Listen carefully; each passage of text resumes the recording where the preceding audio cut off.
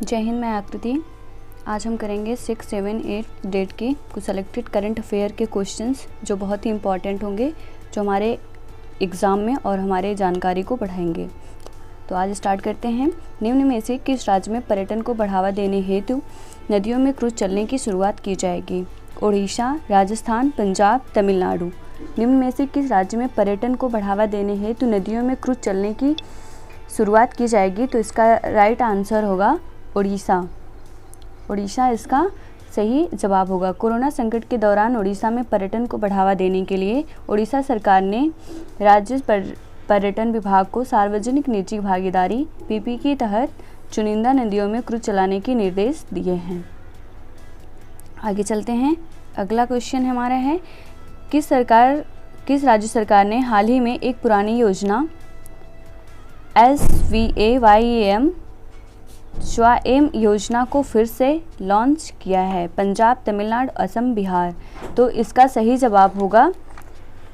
हमारा सही जवाब जो होगा वो होगा असम। इस योजना का उद्देश्य राज्य के लगभग 2 लाख युवाओं को स्वरोजगार प्रदान करना है। इसे स्वामी विवेकानंद असम युवा सशक्तिकरण योजना कहा जाता है। अगला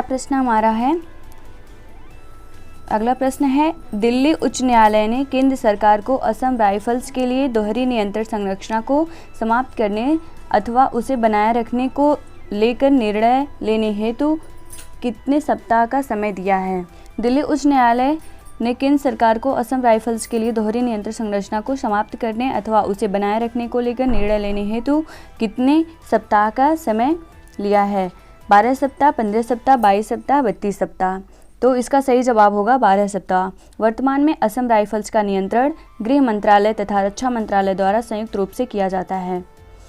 आगे चलते हैं। अगला प्रश्न हमारा है, सुप्रीम कोर्ट के आदेश के मुताबिक राज्यों को सरकारी विज्ञापनों के विषय वस्तु के नियमन के बारे में कितने सदस्यों की समिति का गठन करना है? 4, 5, 7, 3। तो इसका सही जवाब होगा 3। सुप्रीम कोर्ट के आदेश के मुताबिक राज्यों को सरकारी विज्ञापनों के विषय वस्तु के नियमन के बारे में 3 समिति का गठन करना है। आगे चलते हैं। अगला प्रश्न है हमारा है, फिच रेटिंग्स ने चालू वित्त वर्ष 2020-21 में भारतीय अर्थव्यवस्था में कितने प्रतिशत की भारी गिरावट का अनुमान लगाया है? 12.5%, 10.5%, 15.5% और 20.5%। तो इसका सही जवाब होगा 10.5%। फिच रेटिंग्स ने चालू वित्त वर्ष 2020-21 में भारतीय अर्थव्यवस्था में 10.5% की भारी गिरावट का अनुमान लगाया है। अगला प्रश्न है, इटालियन ग्रैंड प्रिक्स 2020 का विजेता निम्न में से कौन है? Valtteri Bottas, Lewis Hamilton, Pierre Gasly, Max Verstappen. तो इसका सही आंसर होगा Pierre Gasly. Italian Grand Prix 2020 का विजेता जो है वो है Pierre Gasly. Pierre Gasly Scuderia AlphaTauri France ने इटली के ऑटोड्रोमो नाज़ियोनेल मौजा में आयोजित फार्मूला 1 इटालियन ग्रैंड प्रिक्स 2020 जीता है। यह उनकी पहली ग्रैंड प्रिक्स जीत है। आगे चलते हैं। अगला प्रश्न है हमारा है, भारत के किस रेडियो खगोल विज्ञान के जनक का महाराष्ट्र में पुणे में निधन हो गया है? Doctor Govind Swarup, doctor Rahul Sachdeva, doctor Anil त्यागी, डॉक्टर अनुपम स्वरूप। भारत के किस रेडियो खगोल विज्ञान के जनक का महाराष्ट्र के पुणे में निधन हो गया है? तो इसका सही जवाब होगा डॉक्टर गोविंद स्वरूप।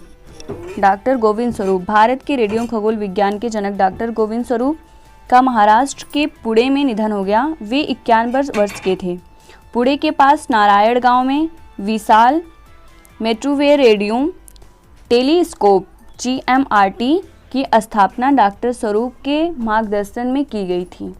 उन्हें पद्मश्री, डॉक्टर शांति स्वरूप भटनागर पुरस्कार, SK फिरोडिया पुरस्कार और कई अंतर्राष्ट्रीय पुरस्कारों से सम्मानित किया गया। अगला प्रश्न हमारा है, निम्न में से कौन सा देश हाइपरसोनिक प्रौद्योगिकी निदर्शन यान HSTDV तैयार करने वाला दुनिया का चौथा देश बन गया है? निम्न में से कौन सा देश हाइपरसोनिक प्रौद्योगिकी निदर्शक यान HSTDV तैयार करने वाला दुनिया का चौथा देश बन गया है? चीन, रूस, भारत, जापान। तो इसका राइट आंसर है भारत। भारत ने स्वदेश में विकसित हाइपरसोनिक प्रौद्योगिकी निदर्शक यान HSTDV का सफल प्रायोगिक उड़ान परीक्षण किया। इससे भविष्य में लंबी दूरी तक मार करने वाली मिसाइल प्रणाली और हवाई रक्षा प्रणाली को मजबूत मिलने की उम्मीद है। HSTDV को रक्षा अनुसंधान एवं विकास संगठन DRDO ने विकसित किया है, जो हाइपरसोनिक प्रणोदन प्रौद्योगिकी पर आधारित है। भारत अगली पीढ़ी के हाइपरसोनिक क्रूज मिसाइल विकसित करने की तकनीक हासिल करने वाला दुनिया का चौथा देश बन गया है। भारत अगली पीढ़ी की हाइपरसोनिक क्रूज मिसाइल विकसित करने की तकनीक हासिल करने वाले दुनिया का चौथा देश बन गया है। अभी तक यह तकनीक सिर्फ अमेरिका, रूस और चीन के पास ही थी, अब भारत के पास भी हो गई है। आगे चलते हैं। अगला प्रश्न हमारा है, विश्व साक्षरता दिवस निम्न में से किस दिन मनाया जाता है? 8 सितंबर, 12 अगस्त, 5 मार्च, 10 जनवरी। विश्व साक्षरता दिवस 8 सितंबर को मनाया जाता है, तो इसका सही जवाब होगा 8 सितंबर। इस दिन को मनाए जाने का मुख्य उद्देश्य समाज में लोगों के प्रति शिक्षा को प्राथमिकता देने को बढ़ावा देना है।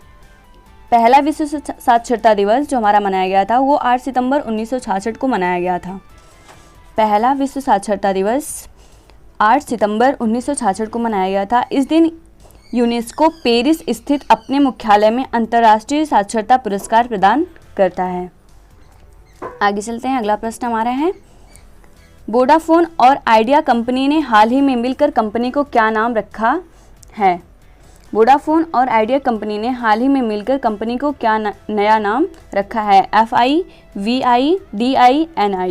तो इसका सही जवाब होगा VI। वोडाफोन आइडिया ने नया ब्रांड VI को लॉन्च किया। वोडाफोन और आइडिया दो ब्रांड्स का एकीकरण दुनिया में टेलीकॉम सेक्टर में अब तक का सबसे बड़ा एकीकरण है। हमें पता है कि सुप्रीम कोर्ट ने वोडाफोन इंडिया लिमिटेड को समायोजित सकल आय, जिसे हम AGR के बकाये को चुकाने के लिए 10 साल का समय दिया था, जो कि हम अगली वीडियो में ये क्वेश्चंस दिए थे, आप देखे होंगे तो आपको मे भी पता होगा। तो इसे AGR को बकाया चुकाने के लिए कितने साल का समय दिया है? तो 10 साल का समय दिया है वोडाफोन कंपनी को सुप्रीम कोर्ट ने। आगे चलते हैं। अगला प्रश्न हमारा है, निम्न में से किस राज्य ने ईज ऑफ डूइंग बिजनेस 2019 की रैंकिंग में शीर्ष स्थान प्राप्त किया है? मध्य प्रदेश, बिहार, पंजाब, आंध्र प्रदेश। निम्न में से किस राज्य ने ईज ऑफ डूइंग बिजनेस 2019 की रैंकिंग में शीर्ष स्थान प्राप्त किया है? तो इसका सही जवाब होगा Andhra Pradesh. Ease of doing business 2019 ranking के मामले में आंध्र प्रदेश अपनी स्थिति बरकरार रखते हुए पहले स्थान पर रहा, जबकि तेलंगाना तीसरे और मध्य प्रदेश को चौथा स्थान प्राप्त हुआ है।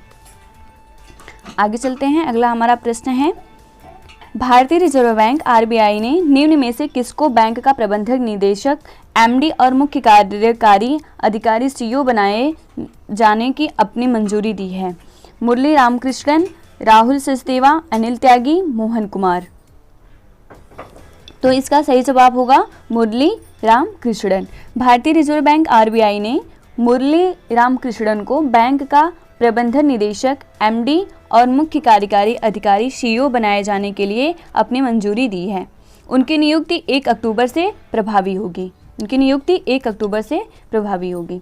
आगे चलते हैं। अगला प्रश्न है, हाल ही में तुर्की ने पूर्वी भूमध्य सागर में किस देश द्वारा एक नौसैनिक अभ्यास के आयोजन की घोषणा की है? बांग्लादेश, रूस, नेपाल, पाकिस्तान। तो इसका सही जवाब होगा रूस। हाल ही में तुर्की ने पूर्वी भूमध्य सागर में किस देश द्वारा नौसैनिक अभ्यास के आयोजन की घोषणा की है? तो इसका सही जवाब होगा रूस। अगला क्वेश्चन है, अगला प्रश्न जो है वो जीवन बीमा कंपनी बजाज आलियांज ने किस अभिनेता को अपना नया ब्रांड एम्बेसडर नियुक्त किया है? आयुष्मान खुराना, सलमान खान, अजय देवगन, सनी देओल। तो इसका सही जवाब होगा आयुष्मान खुराना। निजी क्षेत्र की जीवन बीमा company Bajaj Allianz life insurance company limited ने बॉलीवुड अभिनेता आयुष्मान खुराना को अपना नया ब्रांड एम्बेसडर बनाया है। आयुष्मान खुराना भारतीय टेलीविजन एंकर होने के साथ साथ फिल्म अभिनेता और गायक भी हैं। आयुष्मान खुराना जो हैं वो तो टेलीविज़न के एंकर हैं ही हैं, उसके साथ साथ फिल्म अभिनेता और गायक भी हैं।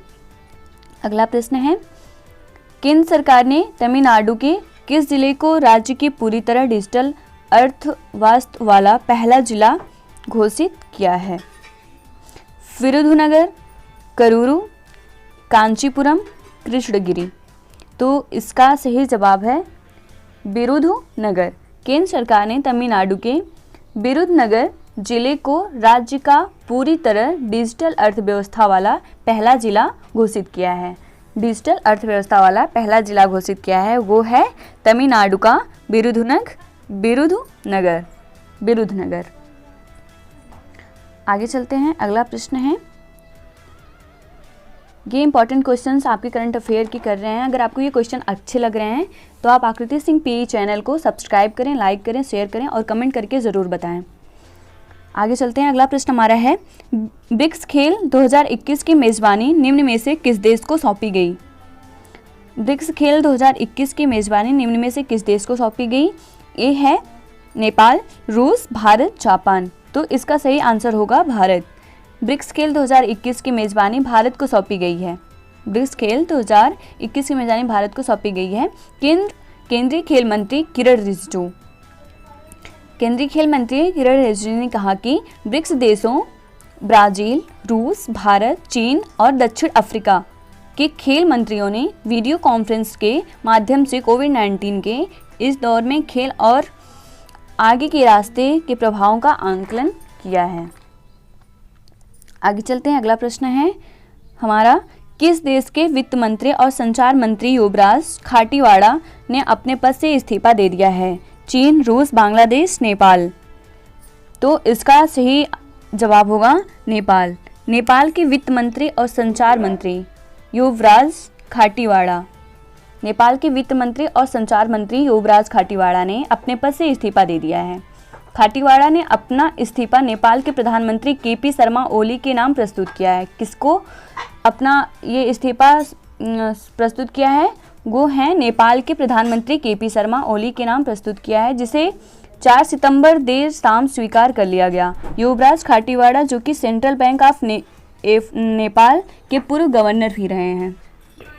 युवराज खाटीवाड़ा जो कि सेंट्रल बैंक ऑफ नेपाल के पूर्व गवर्नर भी रहे हैं। आगे चलते हैं। अगला प्रश्न है, शिक्षक दिवस निम्न में से किस दिन मनाया जाता है? जैसा कि ये सबको पता होगा, तो 5 सितंबर, 15 अक्टूबर, 12 सितंबर, 10 जनवरी। तो शिक्षक दिवस 5 सितंबर को मनाया जाता है। भारत के प्रथम उपराष्ट्रपति तथा दूसरे राष्ट्रपति डॉक्टर सर्वपल्ली राधाकृष्णन की जयंती 5 सितंबर को होती है। भारत के प्रथम राष्ट्रपति तथा दूसरे राष्ट्रपति डॉक्टर सर्वपल्ली राधाकृष्णन की जयंती 5 सितंबर को होती है। उन्हीं की याद में प्रत्येक साल 5 सितंबर को शिक्षक दिवस मनाया जाता है। डॉक्टर राधाकृष्णन का जन्म 5 सितंबर 1888 को हुआ था।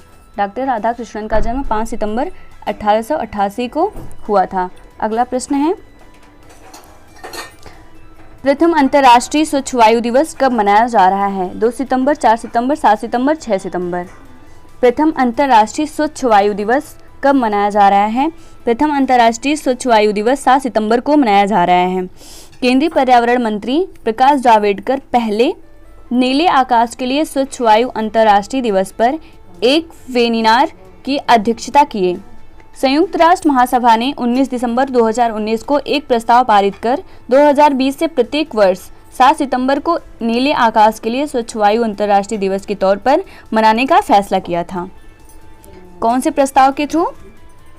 तो ये संयुक्त राष्ट्र महासभा ने जो 19 दिसंबर 2019 को एक प्रस्ताव पारित कर 2020 से प्रत्येक वर्ष 7 सितंबर को नीले आकाश के लिए स्वच्छ वायु अंतर्राष्ट्रीय दिवस के तौर पर मनाने जाने का फैसला किया है। तो स्वच्छ वायु दिवस हमारा 7 सितंबर को मनाया जाता है। अगला प्रश्न है, जम्मू कश्मीर के उपराज्यपाल मनोज सिन्हा का प्रमुख सचिव किसे नियुक्त किया गया है?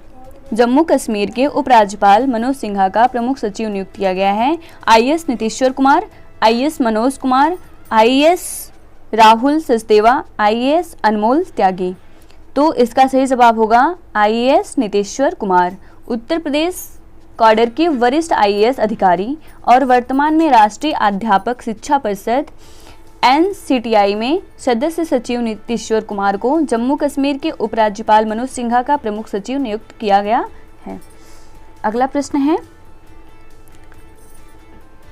प्रश्न है विश्व आर्थिक मंच वर्ल्ड इकोनॉमिक फोरम द्वारा हाल ही में जारी एक रिपोर्ट में भारत को विश्व यात्रा पर्यटन प्रतिस्पर्धात्मक सूचकांक में कौन सा स्थान प्राप्त हुआ है? 24वां, 14वां, 44वां, 34वां। तो इसका सही जवाब होगा 34वां। क्वेश्चन को फिर से पढ़ लेते हैं। विश्व आर्थिक मंच वर्ल्ड इकोनॉमिक फोरम द्वारा हाल ही में जारी एक रिपोर्ट में भारत को विश्व यात्रा पर्यटन प्रतिस्पर्धात्मक सूचकांक में कौन सा स्थान प्राप्त हुआ है? 24वां, 14वां, 44वां, 34वां। तो इसका सही जवाब होगा 34वां, 34। विश्व यात्रा एवं पर्यटन प्रतिस्पर्धात्मकता सूचकांक में शामिल 140 देशों में स्पेन को शीर्ष स्थान प्राप्त हुआ है। उसके बाद क्रमशः फ्रांस, जर्मनी और जापान तथा संयुक्त राष्ट्र अमेरिका का स्थान है। भारत ने अपनी कारोबारी माहौल, बुनियादी ढांचे तथा सूचना एवं संचार प्रौद्योगिकी तत्परता के क्षेत्र में भी काफ़ी सुधार किया है। लिखने की है कि वर्ष 2017 में भारत की रैंकिंग 40वीं थी। अगला प्रश्न हमारा होगा, अगला प्रश्न है हाल ही में किस देश के पूर्व राष्ट्रपति रॉबर्ट मुगाबे का निधन हो गया है? हाल ही में किस देश के पूर्व राष्ट्रपति रॉबर्ट मुगाबे का निधन हो गया है? तो जिम्बाब्वे, श्रीलंका, अंगोला या घाना। तो वो जो पूर्व राष्ट्रपति रॉबर्ट मुगाबे थे वो थे जिम्बाब्वे के। रॉबर्ट मुगाबे स्वतंत्रता युद्ध के बाद अफ्रीकियों के नायक के तौर पर उभर कर सामने आए थे। वे पहली बार साल 1960 में चर्चा में आए जब रोडेशिया में गोरे लोगों के विरुद्ध छापामार युद्ध छेड़ रखा था उस टाइम पे। आगे चलते हैं। अगला प्रश्न है केंद्रीय जांच ब्यूरो CBI ने हाल ही में साइबर अपराध जांच साइबर फोरेंसिक पर पहला राष्ट्रीय सम्मेलन किस शहर में आयोजित किया? जयपुर, नई दिल्ली, पटना, चेन्नई। तो इसका सही जवाब होगा नई दिल्ली। इस सम्मेलन का मुख्य उद्देश्य ऐसा मंच बनाना है जहां जांचकर्ताओं, वकीलों, फोरेंसिक विशेषज्ञों और शिक्षाविदों को साथ लाकर साइबर अपराध से संबंधित चुनौतियों और उसके समाधान के तरीकों पर चर्चा करना था। यह सम्मेलन राज्य पुलिस और प्रवर्तन एजेंसियों के लिए अपनी सर्वश्रेष्ठ कार्यप्रणाली को साझा करने का एक मंच है। अगला चलते हैं। अगला प्रश्न है हमारा हाल ही में वर्ल्ड गोल्ड काउंसिल द्वारा जारी रिपोर्ट के अनुसार विश्व में स्वर्ण भंडार के मामले में किस देश का 10वां स्थान है? हाल ही में वर्ल्ड गोल्ड काउंसिल द्वारा जारी रिपोर्ट के अनुसार विश्व में स्वर्ण भंडार के मामले में किस देश का 10वां स्थान है? तो नेपाल, चीन, भारत, बांग्लादेश। इसका सही जवाब होगा भारत। भारत का स्वर्ण भंडार कुल 618.2 टन है। भारत का स्वर्ण भंडार 2 दशकों में 357.8 टन से बढ़कर वर्तमान में 618.2 टन हो गया है। पहले कितना था? वो 357.8 टन से बढ़कर अब जो वर्तमान में हो गया वो 618.2 टन हो गया है। अमेरिका के पास पहला स्थान जो है इस स्टोरेज मतलब भंडार सोने के भंडारण में अमेरिका का पहला स्थान है, जर्मनी का दूसरा है और अंतर्राष्ट्रीय मुद्रा कोष मतलब इंटरनेशनल मॉनेटरी फंड ये तीसरा स्थान इसका है। अंतर्राष्ट्रीय मुद्रा कोष का 3rd स्थान है। आगे चलते हैं। अगला प्रश्न है हाल ही में किस राज्य से टाइगर स्टेट का दर्जा वापस लिए जाने के बाद राज्य सरकार बाघों की सुरक्षा हेतु टाइगर स्ट्राइक फोर्स का गठन करने जा रही है? उत्तर प्रदेश, मध्य प्रदेश, हिमाचल प्रदेश, अरुणाचल प्रदेश। हाल ही में किस राज्य से टाइगर स्टेट का दर्जा वापस लिए जाने के बाद राज्य सरकार बाघों की सुरक्षा हेतु टाइगर स्ट्राइक फोर्स का गठन करने जा रही है? तो इसका सही जवाब होगा मध्य प्रदेश। राज्य सरकार ने इसके लिए केंद्र सरकार को 3 प्रस्ताव भेजे हैं। इनमें फोर्स के लिए जवानों की भर्ती और पुलिस कर्मियों को प्रतिनियुक्त पर लेने का प्रस्ताव भी शामिल है। भारत के किस पहलवान को विश्व चैंपियनशिप में शीर्ष वरीयता दी गई है? बजरंग पुनिया, सुशील कुमार, योगेश्वर दत्त, पवन कुमार। तो इसका सही जवाब होगा बजरंग पुनिया। बजरंग पुनिया को कजाकिस्तान ने नूर सुल्तान में 14 सितंबर से शुरू हो रही विश्व कुश्ती प्रतियोगिता के 65 किलोग्राम फ्री स्टाइल वर्ग में शीर्ष वरीयता दी है। बजरंग पुनिया को कजाकिस्तान ने नूर सुल्तान में 14 सितंबर से शुरू हो रही विश्व कुश्ती प्रतियोगिता में 65 किलोग्राम फ्री स्टाइल वर्ग में शीर्ष वरीयता दी गई है। इसका आगे चलते हैं, अगला प्रश्न है, बहामास में आए चक्रवाती तूफान का क्या नाम है जिससे वहां लगभग 40 लोगों की मौत हो गई? अनियास, डोरियन, ग्रैंड मास्टर, अबाकोस। बहामास में आए चक्रवाती तूफान का क्या नाम है जिससे वहां लगभग 40 लोगों की मौत हो गई है? तो इसका सही जवाब होगा डोरियन। डोरियन तूफान से मरने वालों की संख्या बढ़कर लगभग 40 हो गई। विनाशकारी डोरियन तूफान बहामास में पहुंचा और उसने 2 दिन तक जबरदस्त उथल पुथल मचाई। रेड क्रॉस के अनुसार डोरियन तूफान से बहामास के 13,000 घर क्षतिग्रस्त हो गए हैं। डोरियन तूफान से बहामास के 13,000 घर जो हैं क्षतिग्रस्त हुए हैं। अगला प्रश्न है, निम्नलिखित में से किस खिलाड़ी ने सबसे कम उम्र में टेस्ट क्रिकेट का कप्तान बनने का रिकॉर्ड बनाया है? Virat Kohli, Rashid Khan, AB de Villiers, Joe Roots. De Villiers. Virat Kohli, Rashid Khan, AB de Villiers, Joe Roots. तो इसका सही जवाब होगा राशिद खान। बांग्लादेश के खिलाफ मैदान पर कदम रखते ही राशिद खान टेस्ट इतिहास में किसी टीम की कप्तानी करने वाले सबसे कम उम्र के खिलाड़ी बन जाएंगे। राशिद खान 20 वर्ष 350 दिन की उम्र में टेस्ट मैच में कप्तानी करने उतरेंगे।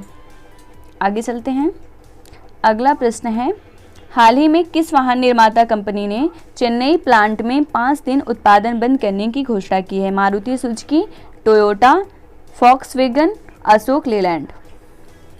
तो इसका सही जवाब होगा अशोक लीलैंड। वाहन उद्योग में आई मंदी के बीच ट्रक व बस निर्माता कंपनी अशोक लीलैंड ने 6 सितंबर से अगले 5 दिन तक अपने चेन्नई प्लांट में उत्पादन बंद कर रखने की घोषणा की है। इससे पहले कार निर्माता कंपनी मारुति सुजुकी भी अपने मानसेर व गुड़गांव संयंत्र में 7 और 9 सितंबर को उत्पादन बंद रखने की घोषणा कर चुकी है। अगला प्रश्न हमारा है, मानव संसाधन विकास मंत्रालय ने कितने सार्वजनिक शिक्षण संस्थानों को इंस्टीट्यूट ऑफ एमिनेंस का दर्जा प्रदान किया है? 5, 4, 3, 2। मानव संसाधन विकास मंत्रालय ने कितने सार्वजनिक शिक्षण संस्थानों को इंस्टीट्यूट ऑफ एमिनेंस का दर्जा प्रदान किया है? तो इसका सही जवाब होगा 5। मानव संसाधन विकास मंत्रालय द्वारा हाल ही में 5 सार्वजनिक शिक्षण संस्थानों को इंस्टीट्यूट ऑफ एमिनेंस का दर्जा दिया गया है। ये 5 संस्थान हैं, IIT मद्रास, IIT खड़गपुर, दिल्ली विश्वविद्यालय तथा हैदराबाद विश्वविद्यालय। तो ये आपके 30 क्वेश्चन थे 6, 7, 8 डेट के करंट अफेयर के। आगे आपको अगर ये क्वेश्चंस अच्छे रहें तो हम 9 और 10 के इम्पॉर्टेंट सेलेक्टेड क्वेश्चंस करेंगे अगली वीडियो में। आप हमारे चैनल को अगर सब्सक्राइब नहीं किए हैं तो उसे सब्सक्राइब करें, लाइक करें, शेयर करें, कमेंट करें। जय हिंद, जय भारत।